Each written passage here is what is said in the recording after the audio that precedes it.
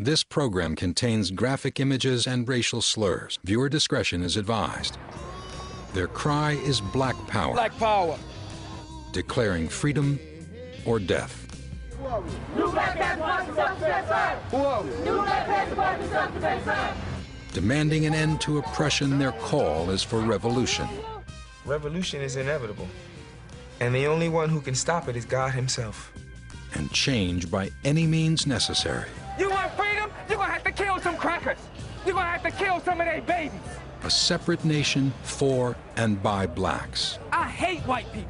Every last iota of a cracker, I hate it. Built on a legacy forged in the 60s. The Black Panther Party said that in order for black people to be free, the American government had to be completely reconstructed in a revolutionary way. Today, the new Black Panther Party and other black nationalists are seeking to redefine black power in America.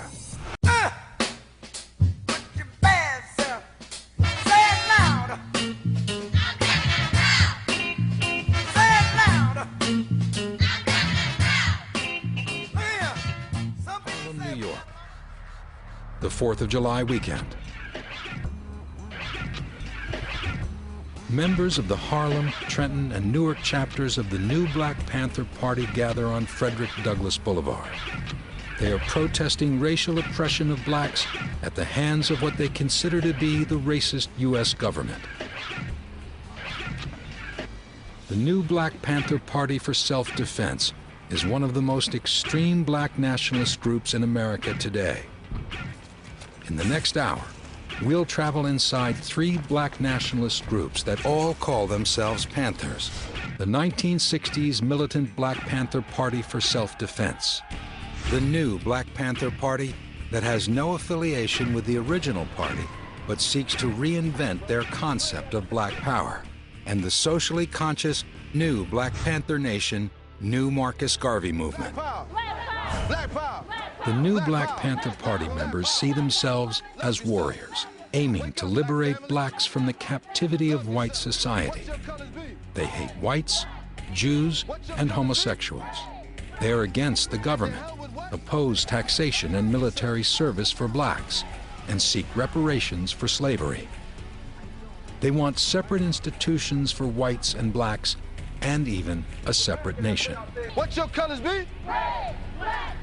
And to hell with what? Strong and militant, they declare they are ready to bring this change about by any means necessary, including violence. These new Black Panthers are calling for revolutionary political and social change. The new Black Panther Party exists because the spirit for liberation and revolution amongst our people still exists. And we are the current generation that embodies the ultimate aspirations of a people that have suffered much here in the hells of North America. The hell with whitey's independence. The hell with whitey's independence. Because in 1776, The Anti-Defamation League and the Southern Poverty Law Center characterize the new Black Panther Party as a hate group because of its racist and anti-Semitic rhetoric. It is a proven hate group. Khalid, Malik Shabazz, and many of the other folks in leadership of the new Black Panther Party have long records of anti-Semitism and bigotry and racism. Go back to Israel! The new Black Panther Party is trying to make a name for itself in a way that is not embracing of multiculturalism, or it essentially it cloaks its anti-Semitism and racism and bigotry under the guise of black empowerment and black nationalism. The new Black Panther Party made national news in June 1998 when 50 members marched into the troubled town of Jasper, Texas. They were there to protest the brutal murder of James Byrd, a black man dragged to death behind a pickup truck by 3 white supremacists. The Panthers patrolled the streets with guns drawn, thrusting themselves into the national spotlight. Since Jasper, Texas, the new Black Panthers have targeted communities experiencing incidents of racial violence, including the police shooting of Sean Bell in Queens, New York, and the recent brutal abduction and rape of Megan Williams by a group of whites in West Virginia. Inserting themselves into the controversy, the Panthers hold rallies and marches to garner media attention and call for social justice. In Harlem, they desecrate the flag to show their hatred for the U.S. government. That's the equivalent of a doormat. They entreat bystanders to join their protest. I'm telling black people, wake up to the knowledge of who you are. Stop accepting the lies of America and the white man, this devil. Wake up to who you are. And then when you wake up... When you look at how they've tried to address serious civil rights issues, it always kind of comes back to hate speech, blaming it on whites, but also blaming it on Jews for the problems of their community. Like many black nationalist groups, the new Black Panther Party advocates black pride and racial separation. The new Black Panther Party argued that black people should have territorial separatism, possibly in North America. It's a very cynical position that black and white people could not, in fact, live together in any sort of sense of fairness and equality and justice. That land, that territory, that black nation, it may be here, it may not. It may be 12 states in America. It may be 5 states in America. It may be in Zimbabwe. It may be in Nigeria. It may be in the West Indies as a physical territory. But black nation means all of us. Even if you're in New York and I'm in DC and brother's in Atlanta and another man is in Texas, we are all connected by a common ideology, a common thought. The new Panthers firmly believe that as long as the races mix, blacks and whites will never achieve equality. They believe that blacks are the original people and see themselves as the kings and queens of the world. They oppose interracial dating and marriage and work to preserve the purity of the black race. The only way they believe they can achieve their aims is to obtain social and political control. Black power. Black power. We want power. We want control of our communities. We want control of our educational system. We want control of the politics and the money that flows through our community. We want control of the culture. We want control of the arts. We want the power. The organization claims over 45 chapters in the U.S., including a headquarters in Washington, D.C. They are highly organized with local and regional leadership and claim a few thousand members. Some organizations, like the Anti-Defamation League, believe the group is much smaller. It's really not a very large membership, and I think its strength comes from the fact that they are able to get a lot of people out to their events. You know, they get a permit and a lot of people show up. Most of them are not actual members of the new Black Panther Party. These people are probably interested in the issues that they may be dealing with at the time. Some of them may not even realize what this group actually stands for. They're just attracted to what they think the message is going to be. The Panthers use the nationalist message of self-improvement through self-reliance to recruit new members. Repeat after me. Wake up, black man. Wake up, black man. The range of membership of the new Black Panther Party is what they called in the 60s the lumpen proletariat, or the blood, or the brother and sister that's just straight up off the street. He's been through some hard times, but he's trying to get his life together. So when you see the member of the new Black Panther Party, you see one that has been transformed from a negative in society to one who's having a positive input on black society. I'm Minister King Samir Shabazz. I want to say black power to all my people who've lost their lives and are giving their lives for the struggle of our people today.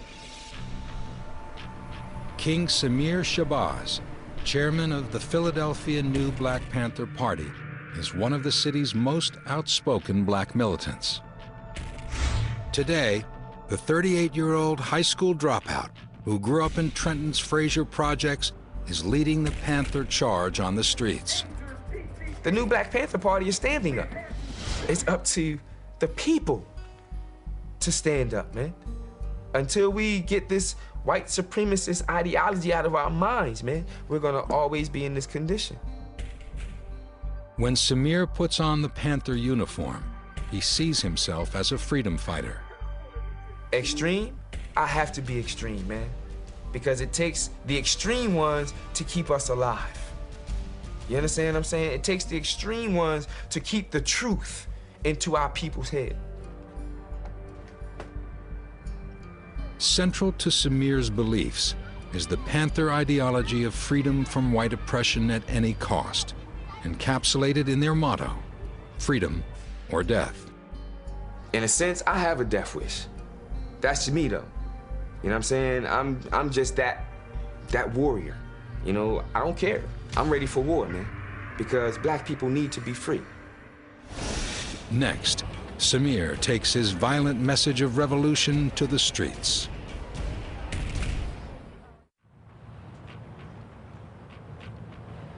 King Sameer Shabazz is the new Black Panther Party's Philadelphia leader. This new Panther version of Black Power does not include white participation. In fact, Sameer keeps a composition book of indignities perpetrated on blacks by whites. Bottom line, I understand he is my open enemy today. He has brutalized, raped, maimed, killed, burned, lynched, robbed, tortured, took our names, took our God, took our language, took us. Okay? So there's no reason for me, knowing all of this, with this book, all of the history of everything this man has done to us, there's no reason why I should be still walking around in 2008 talking about let us all unite and fight this struggle together. Black rage, for some people, was an articulation of the obvious frustration with being powerless. So the sense of frustration and anger manifests itself in sort of extremist politics because you're dealing with extremist conditions. To throw off every vestige of white oppression, Shabazz has relinquished his given name of Maurice Heath for King Sameer Shabazz. The black man is the king of this universe. So I added on king, which means ruler. Sameer means entertaining companion or teacher, and Shabazz means indestructible. So that's how I formulated my name. In Philadelphia, King Sameer Shabazz and his chief of staff, Jerry Jackson, spend weekends passing out flyers to call attention to injustices in the black community, protesting police brutality, and recruiting new members. Did you get one of these, Queen? Take that one. All right, you're welcome. Sis, you get one of these? It's information on how to deal with the police. All right? Many different situations when they come to your house, when they come to your car, when they just violating you on the street. My job is to educate black people whether they want to be educated or not. I don't give a damn what they may feel about white people. I hate white people. All of them. Every last iota of a cracker, I hate it. Because we're still in this condition, man. You want to play? We didn't come out here to play with nobody. What are you gonna do about it? Sameer targets only his people with his Black Power message. He preaches racial separation and rages against police brutality against blacks. He believes that only revolution can liberate his people, and rejects the idea that the election of Barack Obama will usher in real change.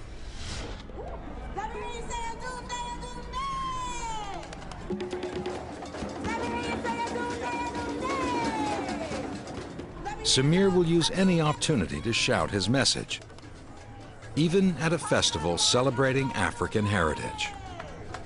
We didn't come out here to play today. There's too much serious business going on in the black community to be out here sliding through South Street with white, dirty, cracker whore on our arm, and we call ourselves black men with African garb on. What the hell is wrong with you, black man? You had a doomsday with a white girl on your damn arm. We keep begging white people for freedom. No wonder we're not free. Your enemy cannot make you free, fool. You want freedom? You're gonna have to kill some crackers. You're gonna have to kill some of their babies. Let us get our act together. It's time to wake up, clean up, and stand up. Black power? Black power! Black power? Ah, damn it, I said black power! Black power! Black power! That's wrong. That's right. King Samir Shabazz and his fellow New Black Panther Party members I already knew what this was. see their mission rooted in a tradition of revolution started in the 1960s. Los Angeles, California, summer of 1965. Following the arrest of a black motorist for drunk driving, the predominantly black neighborhood of Watts explodes. When the Watts riots subside 6 days later, 34 people are dead, 4,000 people arrested, and an estimated $100 million in property destroyed. By 1967, poverty, inequality, and racial discrimination spark over 100 similar riots in U.S. cities. Violent racial unrest sweeps the country, and a new militant movement emerges. At the forefront is an Oakland, California group called the Black Panther Party for Self-Defense. The original Black Panther Party was founded in October of 1966. It's coming on the heels of the assassination of Malcolm X. It's emerging on the heels of the Black Rebellion in Watts. There is a sense in which the citizens of Oakland feel under siege. They're looking elsewhere to imagine a politics that will allow them to respond to the conditions of their living. The Panthers, led by Huey Newton and Bobby Seale, break with the nonviolent methods of the civil rights movement, advocating instead for armed self-defense of the black community. The Black Panther Party said that in order for black people to be free, the American government and the American structure had to be completely rent and reconstructed in a revolutionary way. To think that you are going to seek freedom from your oppressor is ridiculous. To think we're going to march and say no justice, no peace from now to doomsday is an absurdity. So once you understand that, and now a mechanism is in place, a guy named Huey Newton stands up and organizes other men and women, and they patrol the streets and they say, this is what black people know of the government, justice on the street. The original Black Panthers were not a separatist organization. They didn't want to leave the U.S. They wanted to reinvent it. Their rallying cry was Black Power. They combined black nationalism with Marxist philosophy and sought to overthrow the U.S. capitalist system of governance. And by revolution, we meant the end of capitalism. We meant the institution of a socialist-like scheme. We said that we were communists. We were also black. We believed in black people. Black people saved! Using mass organizing tactics like rallies in poor neighborhoods, Panthers swell from 400 members to over 5,000 in 1969. Their belief, all power to all the people, helps them form alliances with other radical organizations, including those run by whites. All power to all the people. There are 6 billion living human beings on the face of this earth right now. It has evolved to be such. You know, and it is not about just one ethnic group. You cannot even talk about African-American people's community and human liberation unless you talk about all people's human liberation. The original Panthers, what they really truly were about was trying to kind of uplift people in tough situations. You know, they also explicitly reached out to work with other races. They worked with the Young Lords, Puerto Ricans. They worked with all kinds of white leftists, and they really did. There really wasn't racist rhetoric about whites, you know, all white people need killing. I mean, it was very explicitly about the power structure. Enforcing their right to bear arms, however, caused the Panthers trouble, and they became embroiled in numerous armed confrontations with the police. We were always expected to defend ourselves, and that's what the Black Panther Party was and remained. There was always in place a rule that you just didn't get taken out by the police with your gun. You know, if you had a gun, you're supposed to defend yourself, return fire. You're not supposed to, nobody in the Black Panther Party, not at any point, thought you were supposed to lay down your gun. They drafted a 10-point plan that called for adequate food and housing, an end to black service in the military, and the release of blacks from jail. They also served their community with many needed services and social programs, such as a breakfast program for poor black children, a free ambulance service, and legal aid. In the early 1970s, after years of arrests, conflict with police, intensive pressure from the FBI, and infighting within the group, the Panther organization eventually disintegrated.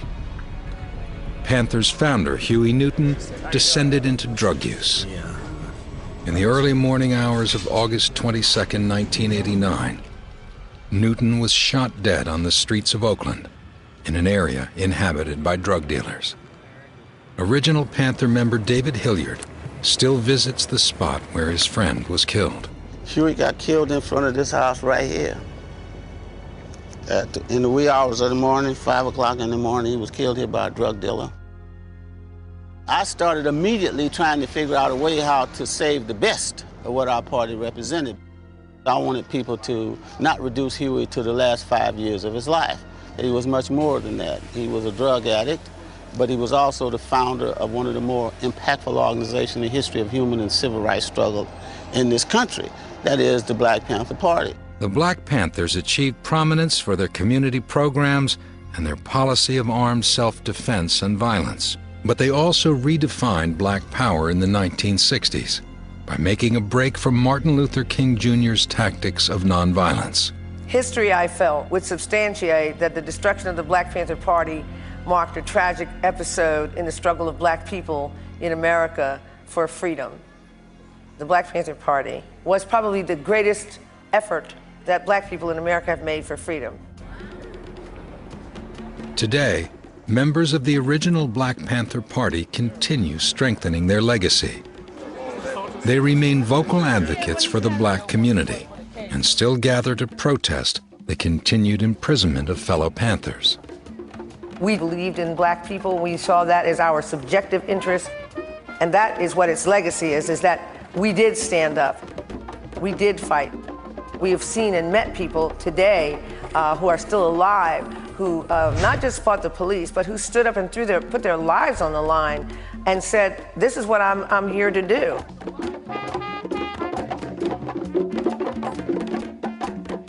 Next, borrowing from the legacy of a group from the 60s, a new Black Panther Party emerges and gains a national presence under a charismatic and controversial leader.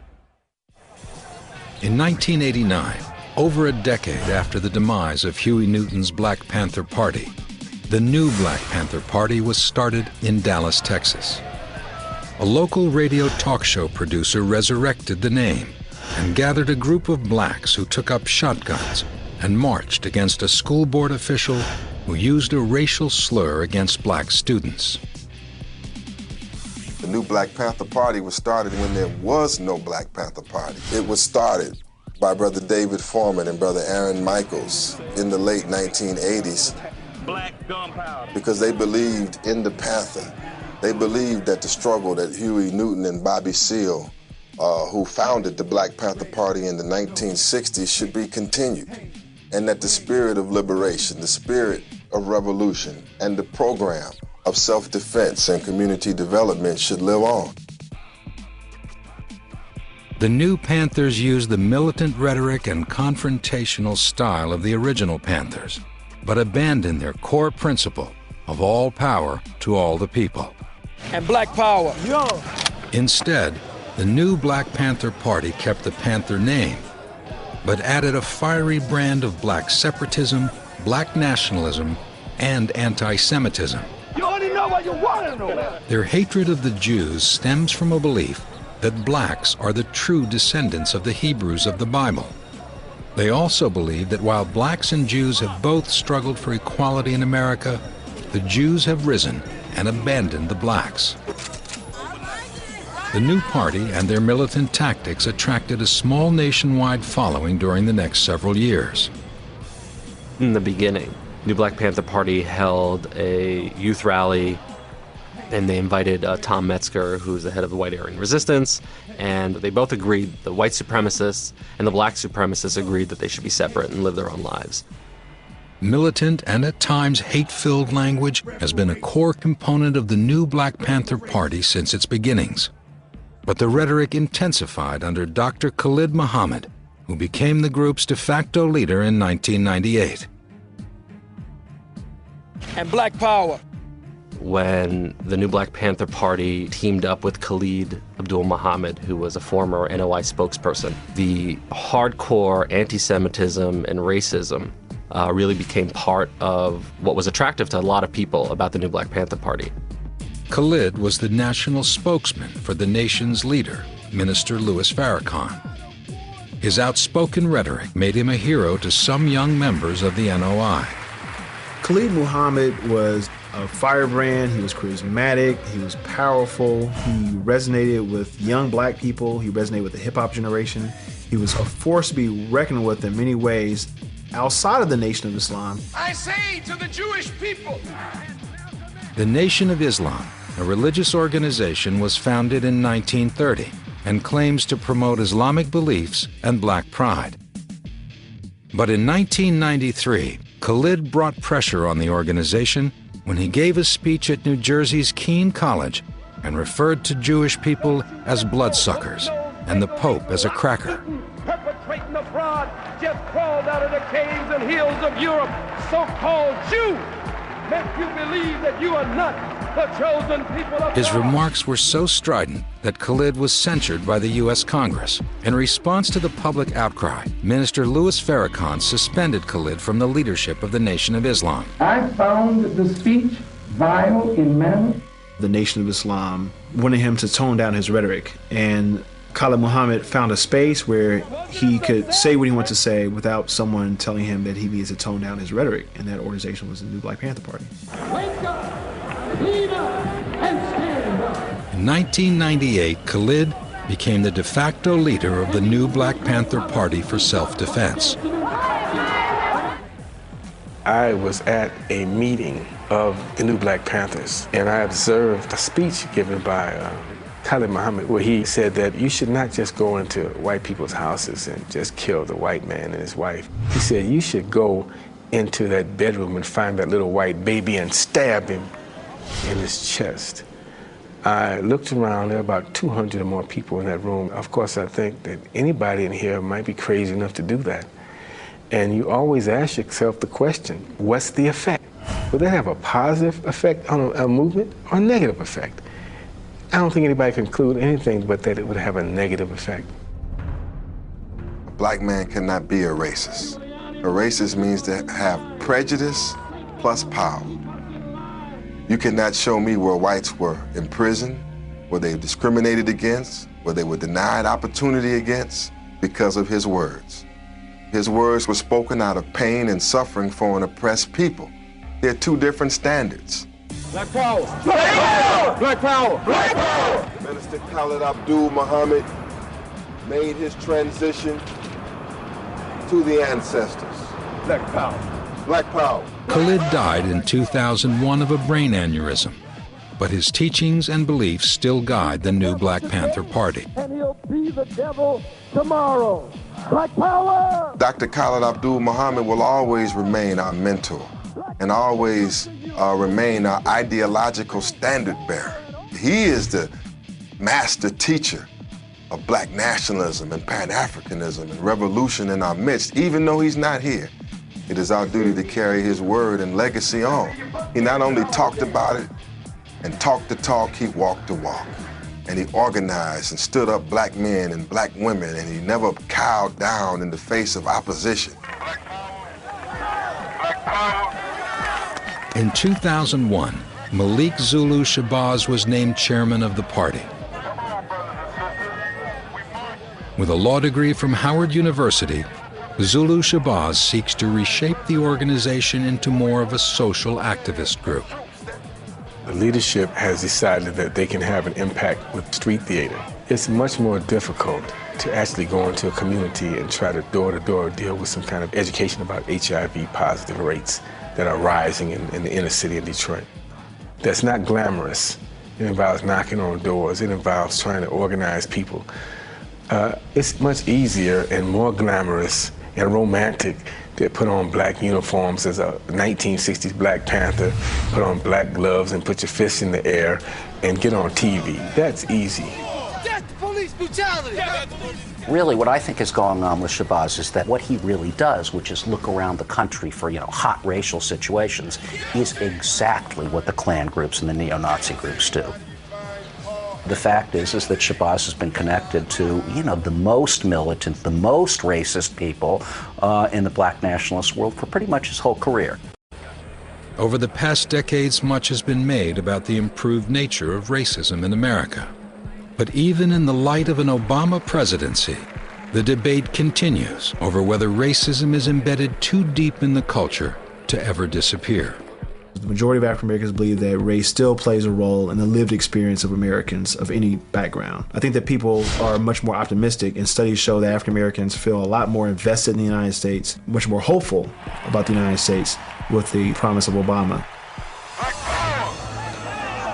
There are those like Malik Zulu Shabazz and his new Black Panthers who reject politics as a means to effect real change.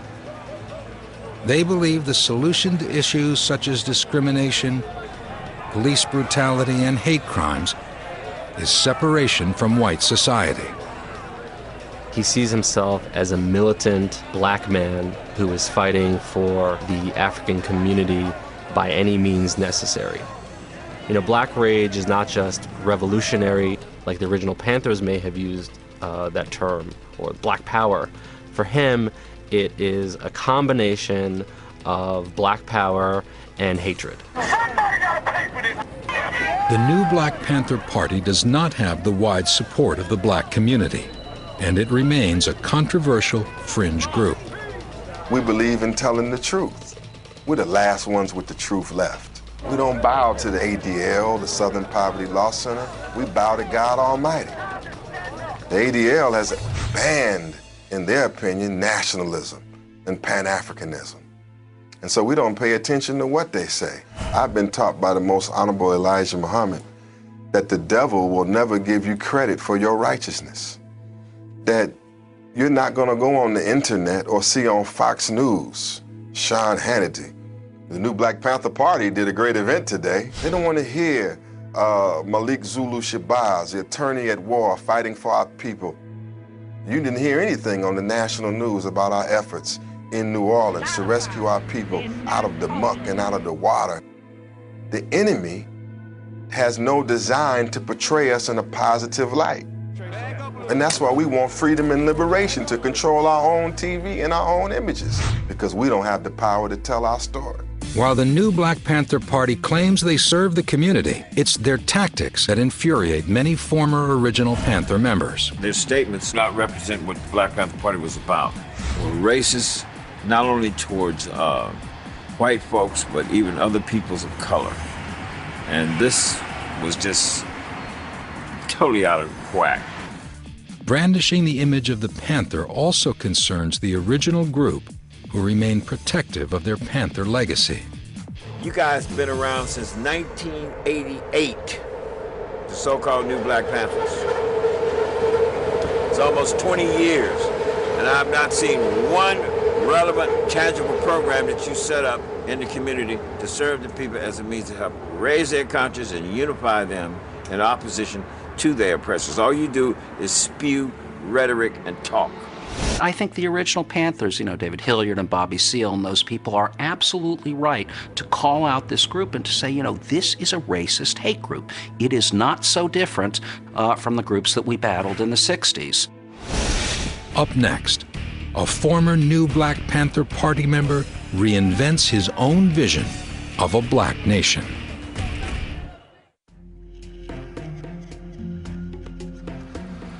In the Highland Park section of Detroit sits an unassuming office. A faded panther adorns the outside of the building. Inside, former new Black Panther Party member Malik Shabazz runs a small grassroots organization. Although he will not disclose membership numbers, he asserts his members are dedicated to elevating his people to nationhood. New Marcus Garvey Movement, Black Panther Nation. We're about revolutionary, Pan-African black nationalism. Revolution meaning complete, constructive, total, cosmic change. Pan-African meaning all African people across the planet are one, need to unite, need to work together, need to have a relation. Black being the origin of life. As the Honorable Elijah Muhammad said, we're not black because we're cursed, we're black because we're first. Everything, all life starts out in blackness. Malik Shabazz is no relation to the man who currently runs the new Black Panther Party. He chose his name from the Muslim name of Malcolm X. Although this Shabazz is also a separatist who believes in building a black nation within the U.S., his tactics differ from those of the new Black Panthers. He registers voters, stages protests over what he considers to be unjust conditions, visits homeless shelters, and advocates for educational reform. He follows Marcus Garvey, a black nationalist who first put forth his ideas nearly a century ago. In 1916, Marcus Garvey, the descendant of slaves, founded the Universal Negro Improvement Association, or UNIA. The principles of Garveyism were racial pride, self-reliance, and black nationalism. The Marcus Garvey movement, or the Universal Negro Improvement Association, was an organization that was black nationalist in its purest sense. It sought a black nation in Africa, liberation of black people globally. It believed that having an independent state that was black controlled, top to bottom, would be a springboard, and that white nations would recognize this black state and deal with black people in a different manner. Marcus Garvey's message attracted thousands of disillusioned black Americans and inspired a powerful movement of black pride, black nationalism, and economic self-sufficiency. There are many legacies of the UNIA and Marcus Garvey. The colors, the green, black, and red, the nationalist tricolor, which are universally recognized as the black nationalist flag, a flag of black nationalism. But also the defiant rhetoric of racial pride, of a reclamation of Africa, a celebration of ancient African history, and attaching black people to that ancient history. Malik Shabazz is keeping Garvey's beliefs alive in the 21st century. His ultimate goal is separate societies segregated on the basis of skin color. He wants blacks to have the chance to build their own nation. We've got to get power. We've got to have some independence and show other people that we are ready for nationhood. Shabazz believes the only way to create that sense of nationhood for blacks is through revolution. Although he believes it will take armed revolution to achieve his goals, he does not believe the time is right for that uprising. He claims his people must first work within their own neighborhoods to elevate themselves, so they are prepared to rule their own nation. This is a crack house, heroin house, marijuana house. We've marched on this house about 20 times. Eugene, one of the dealers. That's why it's up to the people to come together and let people know that we don't want any drug dealing. We don't want, and it starts here.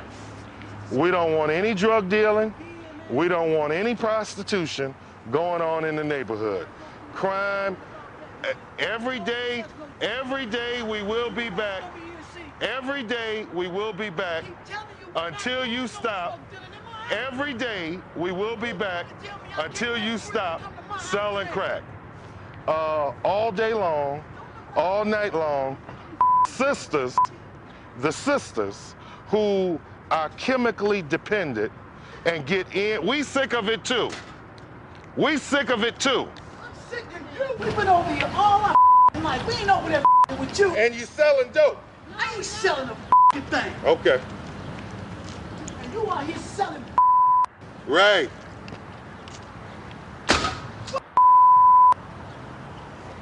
It is a matter of time. This house will be closed down in God's name.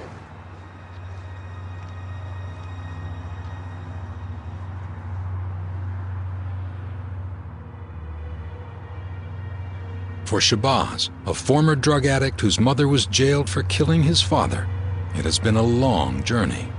Almost all my friends dead or in prison or strung out or on their way to being strung out or in prison. The conditions led me to seek a solution. And you know, when you've tried everything, you tried drugs and sex and just all kind of crazy things, and nothing works, then you try God. And so the shrines of the Black Madonna woke me up. The Shrine of the Black Madonna was founded by Reverend Albert Clegg, who changed his name to Jaramogi Abebe Ojiman, meaning in Swahili, liberator, holy man, savior of the nation. The Shrine of the Black Madonna is an organization that has a long history of institution building in black communities, a very clear articulation of black liberation theology, an uncompromising belief that the black nation Israel created a prophet, Jesus, who challenged European imperialism manifested in the Roman Empire.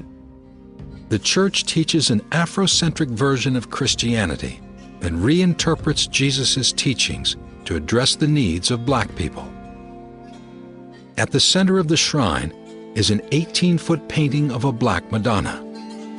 The Shrine of the Black Madonna is seeing the mother of Jesus as a beautiful black woman, Jesus as a black man, seeing Christianity as a faith for freedom, not a faith of oppression.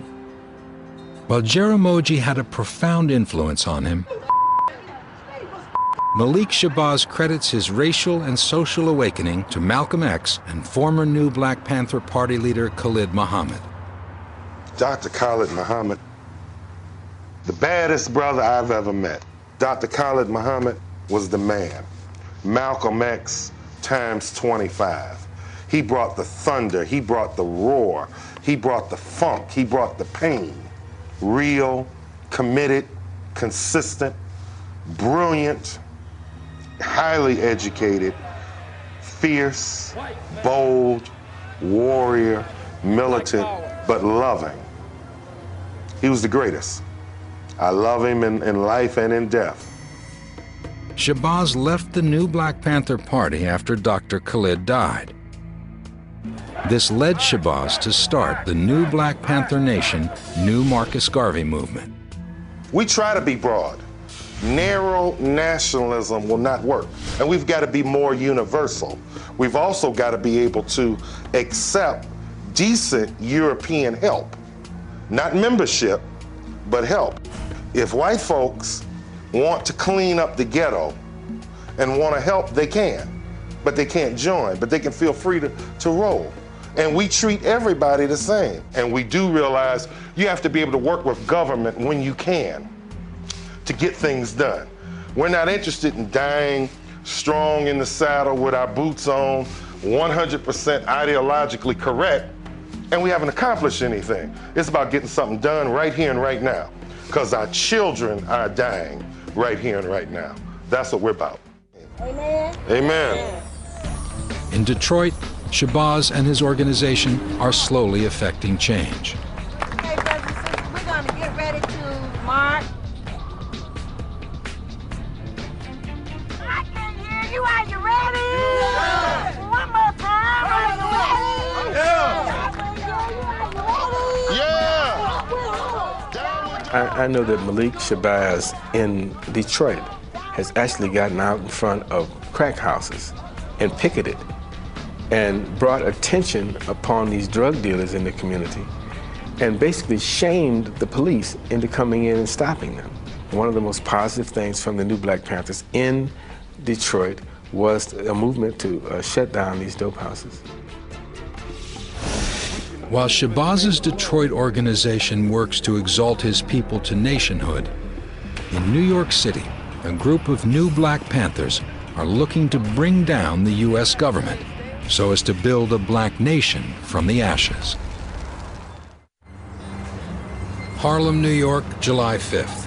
Members of the New York, Trenton, and Newark chapter of the new Black Panther Party march along Frederick Douglass Boulevard to 125th Street in New York City. They have come to celebrate a festival they call the 4th of July. It's an ironic and accusatory title, highlighting the fact that American independence in 1776 did nothing for enslaved blacks. In fact, the Constitution, when ratified, measured all slaves as only 3/5 of a person. Frederick Douglass argued that July 4th had a different meaning for African Americans than for whites. At that day, July 4th, 1776, the vast majority of black people in North America were enslaved. And then for the remaining another 90 years, they found themselves also enslaved. Shaka Shakur is the leader of the Harlem chapter of the new Black Panther Party. You don't exist to that white devil. He didn't even cut an eye. He didn't even, like he had blinders on like a horse. He didn't even see you. Even in the midst of Barack Obama's historic run for the White House, the new Black Panther Party rejects the idea that politics will provide any real change. You know, somebody said, well, Barack will be the president. All right, black power. So what? Still don't erase this. 50 of us could be black presidents from now on. Still don't erase this. Still don't erase this. You didn't come in because you wanted to. We said we got progress because we could run for president. Man, black folks been running for everything. In the early 21st century, we see considerable expansion of black economic political prowess and the visibility and diversity of black people in popular culture. And the proliferation of black people in various echelons of power speak to the progress that clearly has been made.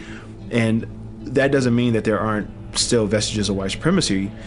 And for those reasons, there are vestiges of black nationalist sentiment.